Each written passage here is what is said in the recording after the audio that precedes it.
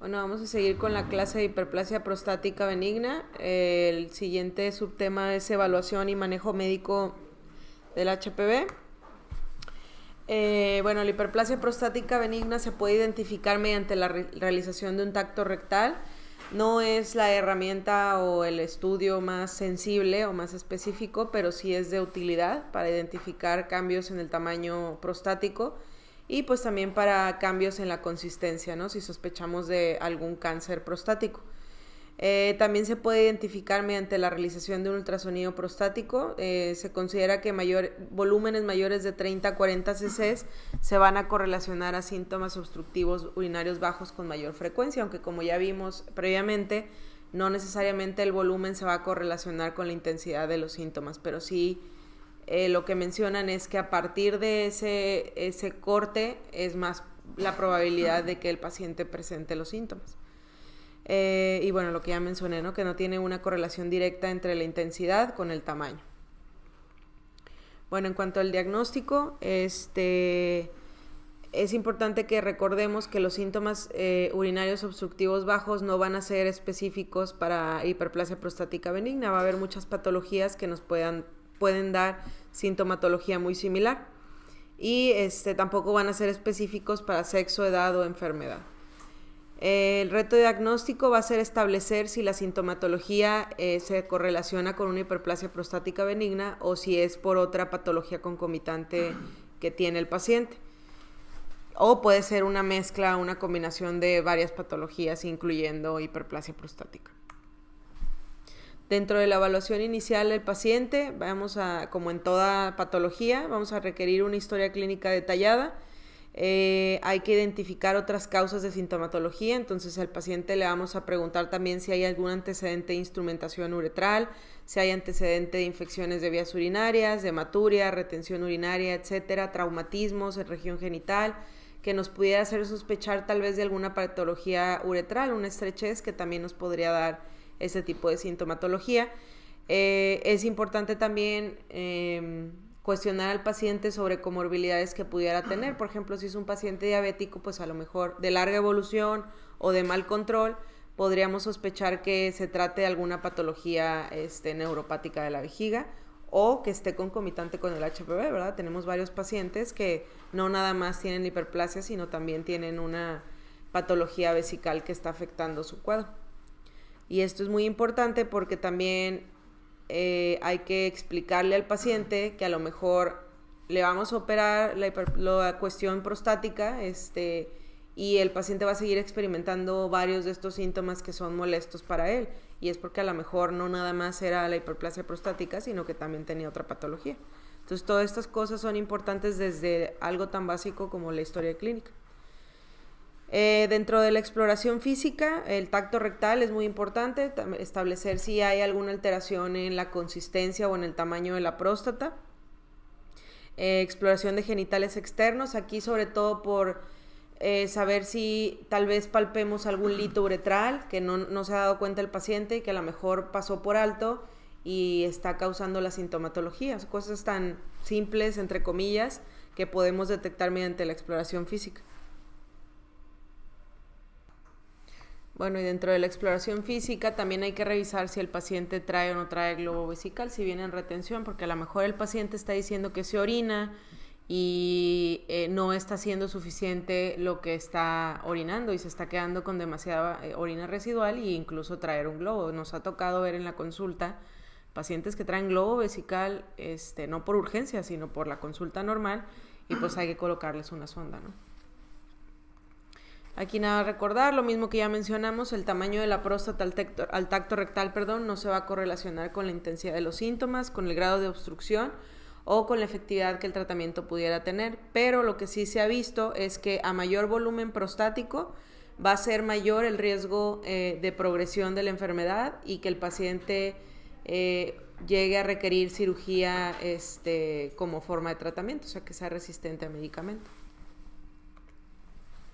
El estudio de orina, un estudio general de orina, se debe realizar dentro del estudio inicial del paciente con sospecha de hiperplasia prostática benigna. Se debe de descartar que el paciente tenga infección de vías urinarias o hematuria microscópica ya que si hay hematuria estamos obligados a descartar que pueda traer otra patología, porque hay pacientes que pudieran tener alguna otra cosa concomitante, además de la hiperplasia prostática. Bueno, en el libro menciona que la citología urinaria debe realizarse en todo paciente que tenga microhematuria, síntomas de almacenamiento, disuria y antecedente de tabaquismo, ya que en estos pacientes el riesgo de cáncer vesical es mucho más elevado. Entonces, cualquier paciente, aunque lo estemos tratando de hiperplasia y que pudiera ser la causa de esa hematuria, si trae los demás componentes, hay que hacerle citología, de acuerdo al esquema que viene ahí de manejo de la hiperplasia. En cuanto a la medición de creatinina, la AUA no recomienda que se haga de forma rutinaria. Si hay una creatinina elevada, entonces vamos a tener una indicación para hacerle al paciente un estudio de las vías urinarias superiores. ¿A quién le vamos a hacer la creatinina de acuerdo a lo que se sugiere? Es pacientes que tengan comorbilidades o pacientes que tengamos sospecha de que pudieran estar ya en falla renal, que tengan alguna hidronefrosis, etc. Va a haber un riesgo de 25% de complicaciones en paciente con falla renal y al contrario de 17% de complicaciones en pacientes sin falla renal. Esto en los pacientes que se someten a una intervención quirúrgica, casi siempre es RTUP. O sea, se ha visto que sí es estadísticamente significativo la tasa de complicación que va a tener un paciente con falla renal. O sea, está expuesto a más complicaciones. El 7.6% de los pacientes sometidos a intervención quirúrgica como forma de tratamiento van a tener hidronefrosis, entonces es importante detectarlo de forma ideal preoperatoriamente. Y de estos el 33% va a tener ya una falla renal asociada. O sea, el que tengan hidronefrosis no significa que vayan a tener falla renal, pero sí significa que si no se resuelve este aumento de presión intravesical en un punto determinado, van a tener falla renal. Los pacientes que tengan un IPCS severo más crecimiento prostático van a tener un mayor riesgo de falla renal. Esto se interpreta en que entre mayor es el IPCS, mayor es la probabilidad de que vayan a tener falla renal los pacientes, sin importar el volumen prostático. O sea, aquí todo esto, lo que les vengo diciendo, se relaciona.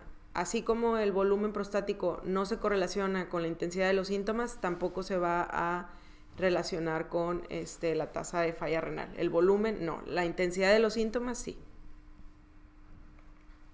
En cuanto al antígeno prostático, nada más saber que también el cáncer de próstata puede ser o provocar un cuadro obstructivo y provocar esta obstrucción al flujo urinario.